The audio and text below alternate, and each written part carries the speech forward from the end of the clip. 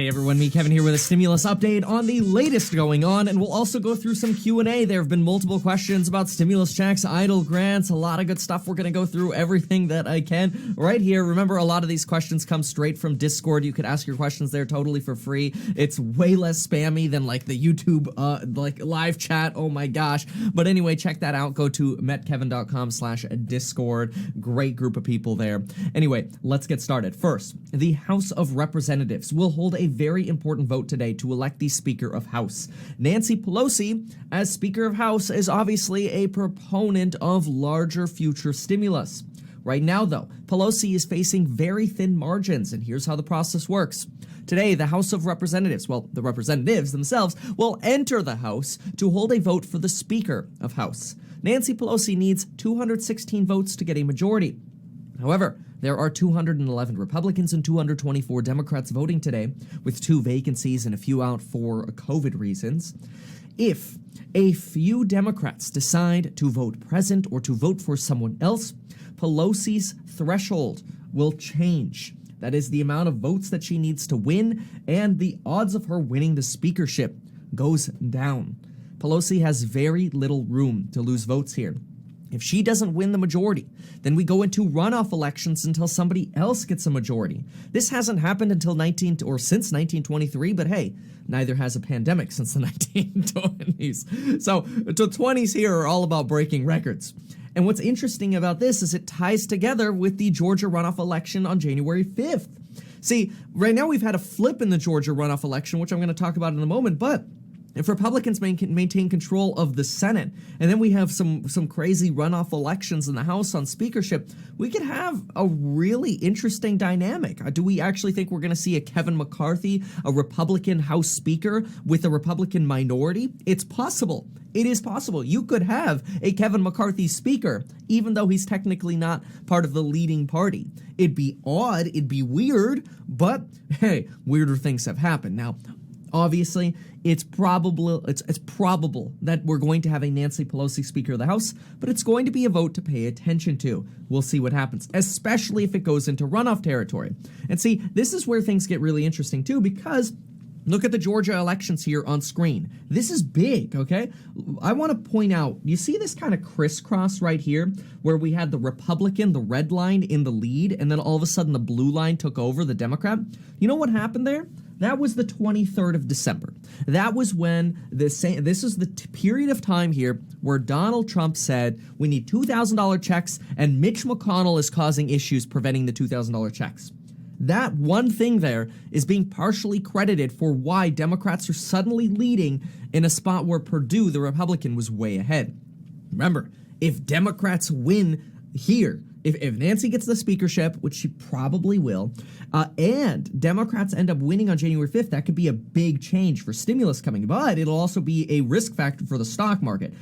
Some in the stock market say the stock market could sell off substantially. But wait, Democrats need to win both. They need to win both seats. So let's look at the second seat. Oh, snap. The same kind of sort of spread happened after Donald Trump's demand for the $2,000 checks. The Republican lost his leadership, and the Democrat is now leading. Now, don't get me wrong. These are polls, and we all know that polls are, that poll says this, that poll says this.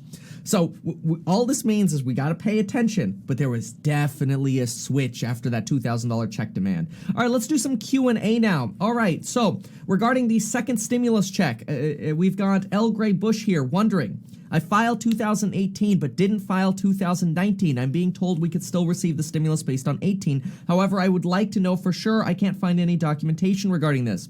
Well, we have a letter from the Kiplinger. And unfortunately, the Kiplinger letter, it's a pretty good financial publication here. They say that for your second stimulus check, only the 2019 tax returns are going to be considered. This is a little bit of an issue for somebody in your situation where you filed your 2018, you didn't file your 2019.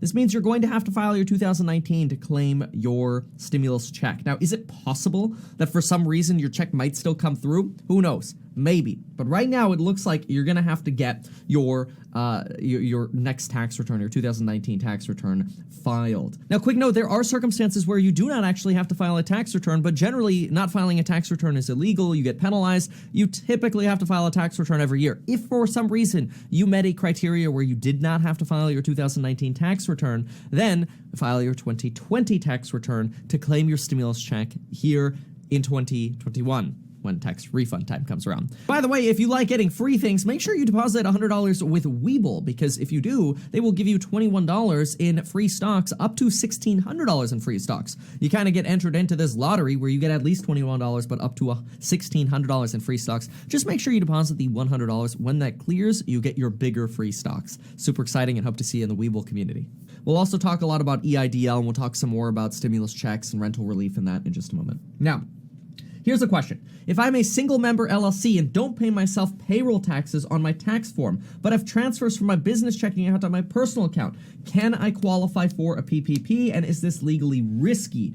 In the case they cross-check my tax return to verify that I actually paid myself payroll. So first of all, I just want to say, before we read Maxim's parts of Maxim's reply here, what's very important to remember is the banks are trying to get you the PPP loan. So when you are in doubt, apply for the PPP. The banks want to give you the PPP money as long as the banks do reasonable diligence to help you fit in the box. The banks aren't trying to screw you out of this here, because the banks get good bank fees and no risk. It is a dream loan for the banks to do, and the banks are told by the Treasury Department, get these people the loans, help them, make them fit the box. So while we can go into like the granular details of this, and Maxim's got some great recommendations. For example, I love this one. He says, for the PPP, I created my own spreadsheet showing my income and then providing supporting evidence for each line item, and you were able to get approved, no problem. This goes to show that honestly, if you're a sole proprietor, if you've got 1099 income, you can make your life relatively easy by just applying and doing your best to try to provide answers. And so I really appreciated Maxim's reply there. So when in doubt, apply. And he's right. He says a good bookkeeper is crucial. Absolutely true. Good bookkeeping is very, very useful. Now, I will say, if you are a 1099 employee, a 1099 recipient, so you're not really an employee, right? So I shouldn't have said that. If you receive a 1099 and you want to apply for the PPP, there are some law offices that actually say you could take your 1099, being a realtor or Uber driver or whatever, you could use your income on the 1099 and apply for the PPP, and you don't even have to show expenses. So, if you are in doubt about applying for the PPP, folks, do it. So many of you are 1099 gig workers or realtors or whatever, hairstyles. Apply. It's literally free money. You care about the stimulus check and you're not taking the PPP, you're upside down.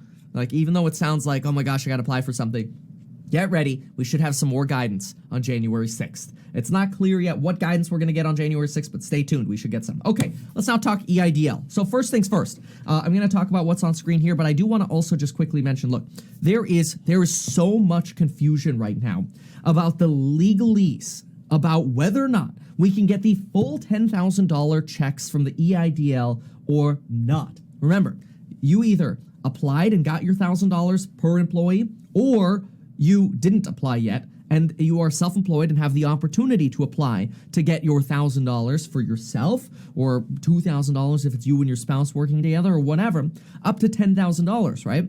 And there's so much debate right now about, are we going to get the full $10,000? Let's just be crystal clear here.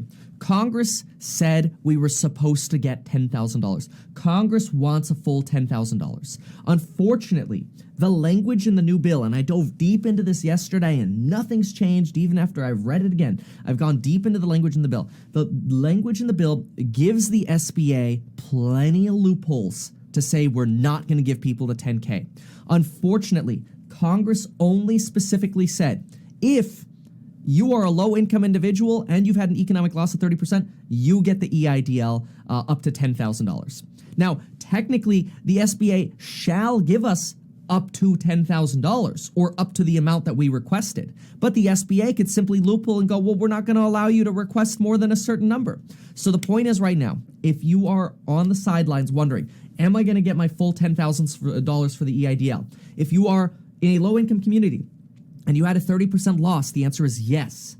If you've gotten your previous $1,000 or you are a new applicant, can you get your full $10,000? We don't know yet. It's all going to be dependent on how the SBA interprets the law. We can kick and scream all day long on YouTube, but the SBA is going to be the one that says, this is how we interpret the law. I'm kind of 40-60 on this. I'm 40% that we're going to get the full 10K if you're not low income, and I'm like 60% of maybe the SBA will do the right thing because it should be 10K per person. But it's all going to be down to the SBA doing their interpretations, and based on the verbiage they got plenty of loopholes. So it's up in the air right now. Now, this right here that you see on screen, this is somebody who was given a loan offer from the SBA. When you previously applied to get an SBA EIDL grant, you were given two choices. Well, sometimes you actually weren't even given two choices. You're supposed to fill out the form. It's the loan application. Then you get an offer. Here's your grant, your advance, either $1,000 to $10,000. And then here's your loan. Do you want to accept the loan? You do not have to take the loan to get the grant. So when you see choose a loan amount, you do not have to take this. You have to repay this. If you take the loan with an interest rate and a monthly payment, you will have to pay this back. However, if you deny the loan, you should still be eligible for the grant. And if you didn't get your grant this time around, stay tuned. Hopefully, when guidance comes out in the next week and the application portal opens back up for the grants, because it's not open right now, great, we'll know more. So basically, bottom line, if you're thinking about the EIDL grant, just wait. See, here's another question. What if you applied for the EIDL after the advance was no longer available? Wait. The only thing we could do right now is say, don't get your hopes up on the EIDL that it's going to be a full 10K. I would love it to be. I'm right there with you. I want it to be the 10K. But if you need to apply again, stay tuned. Let's get the guidance. The application is not out right now. You can apply for the loan right now, but there's no point to do that because the grants aren't available. All right, next question here. Can I claim the first and second stimulus check on our tax returns this year if we had a baby last year? Thanks in advance. Yes. Yes, the answer is yes.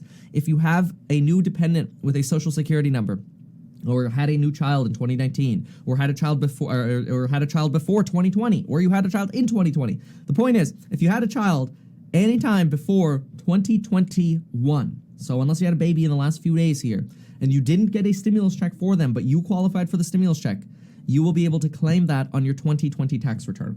Now, if you are 19 and you were a dependent when the stimulus checks came out, but then you file as an independent for your 2020 taxes, yes, you will then be considered an independent for the year of 2020, and you will get your stimulus check when you file your taxes as an independent. You can do that. Now, keep in mind, your parents might lose some benefits for claiming you as a dependent, so you have to weigh that out. Is it worth it? Is it worth getting the $1,800 versus whatever your parents would get as a benefit? So you have to determine that. So they're going to lose some credits for not claiming you. Potentially. Depends on their income. So let's see. Student loans in default. Will they garnish your stimulus check if you have student loans in default? The answer is no, they will not. Not for the second stimulus check. Yes, California benefits have been suspended for many people. This is frustrating. The EDD, the Employee Development Department in California, sucks. There's really nothing we can do except waiting until the 6th to get more guidance. They shut a lot of people out due to fraud, but it's California. It sucks. Anyway, so if I didn't file my 2019 taxes, but I did file 2018 and did receive a stimulus check during the last stimulus release, should I still get the stimulus check this time around? So this is just like the question that we got where the Kiplinger responded and said no. They're not looking at 2018 tax returns anymore. Now, is it possible that the IRS changes their mind and still provides them? Yes. But for right now, I would say that is a probable no. We'll see, though. Again, here's that form again. Moving on. I've got $600 for myself pending to hit my account on Monday. However, I do not have a pending payment on my account for my 5-year-old son. The same thing happened last time. So the IRS probably doesn't have a social security number for your son. A lot of people put dependents on their tax returns, and they don't put a social security number in for that dependent. If there's no social security number in for that dependent, you won't get a stimulus check. You wouldn't have gotten it the last time. Like in your situation, you won't get it this time. You'll have to claim it when you file your 2020 tax return coming up here in April. Now, okay, we answered this one. Okay, lost my job because of COVID and used forbearance for my house. It's up on 1/31/2021. Any other programs that can help me out? So, Illegal Sins here mentioned that he applied when the program first became available, which would have been like after March 27th, probably closer to like the middle of April last year. You should be able to have up to a full year forbearance. So I would get the CARES Act out. Yeah, you could look at go to my video, metkevin.com/forbearance. You could watch that video when I show you the sections of the CARES Act. You are eligible for up to 360 days as long as you have a federally backed loan. If you don't have a federally backed loan, you're going to have to work with that servicer. If you do have a federally backed loan, you're going to have to work with that lender anyway to determine, hey, what are my options? So ultimately, there might be local housing assistance programs you could look into, like Google your Community Development Corporation for whatever county you're in, like Ventura County Community Development Corporation. See if there's support options in local communities like that. But you should still have options for forbearance to extend that period. All right, next question. I started forbearance as soon as it was available in March. Some of the best financial advice I've ever followed through on. Thanks, Kevin. Now, that's a really nice comment. Now, one of the things that I think is so great about forbearance is that unless you have any plans to refinance or sell or buy other real estate anytime soon, you really kick the can down the road of paying 12 months of finance or 12 months of payments for, 12 months or potentially even longer. You could kick that down the road 15, 20 years if you don't refinance or sell, as long as you have a federally backed loan and they can add that to the back of the loan, which they can with like FHA or conventional loans. VA is a little trickier. VA, they have stricter repayment requirements. But yeah, I mean, you could invest that money in the meantime. I mean, why not? It's even better than a stimulus check. So there's a total update, all the Q&A that I could put together here. So if you have more questions, go to metkevin.com/Discord. Ask your questions. Thank you so much for watching it, folks.